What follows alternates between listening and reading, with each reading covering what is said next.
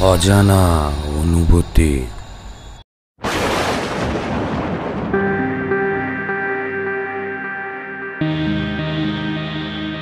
নমস্কার বন্ধুরা, আমি বাপ্পা আর আপনারা শুনছেন অজানা অনুভূতি। চলে এলাম আরেকটি নতুন গাছ শিউরে ওঠা ভূতের গল্প নিয়ে। বন্ধুরা, আমার গল্প যদি আপনাদের ভালো লেগে থাকে তাহলে তাতে লাইক, শেয়ার আর কমেন্ট নিশ্চয়ই করবেন। শুরু করছি আজকের নতুন গল্প, ভূত বাংলা।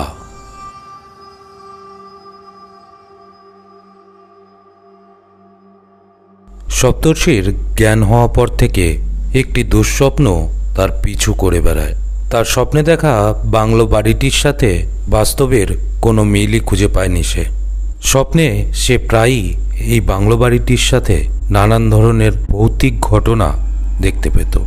খুব চাপা স্বভাবের হওয়ার দরুন সে এই ঘটনাটি নিয়ে কখনো কারোর সাথে কোনো আলোচনা করেনি। একটি বাংলো বাড়ির ধ্বংসস্তূপ আর একটি বাচ্চা মেয়ের মৃতদেহ রাতের পর রাত তার ঘুম নষ্ট করেছে। রোজকার মতো একদিন রাতে সে খাওয়া দাওয়া শেষ করে শোয়ার ঘরে এলো। শহরে একটি বাড়ি ভাড়া করে কলেজে পড়াশোনা করত সে, তাই তার বাড়িতে সে ছাড়া আর কেউই থাকতো না। বাড়িটি একটি নির্জন এলাকার মধ্যে। বাড়ির মালিক তাকে এই বাড়িটি ভাড়া দিয়ে নিজে ফ্ল্যাটে থাকত। রাতের পড়াশোনা শেষ করে বইটই গুছিয়ে শুয়ে পড়ল সে।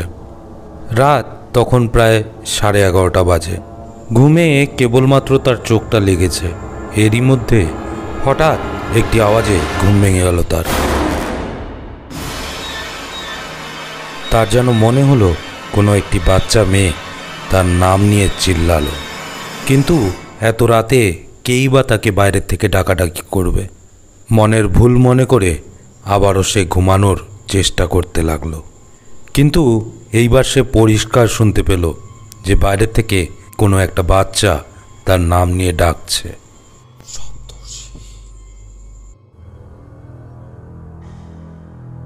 ঘটনাটি সত্যি তার জন্য একটি অসামান্য ব্যাপার ছিল, কারণ এই শহরে এই বাড়ির মালিক ছাড়া তার চেনা পরিচিত আর কেউই ছিল না। ঘটনাটি তার জন্য এতটাই অসামান্য ছিল যে সাথে সাথে তার হাত পা ঠান্ডা হয়ে গেল।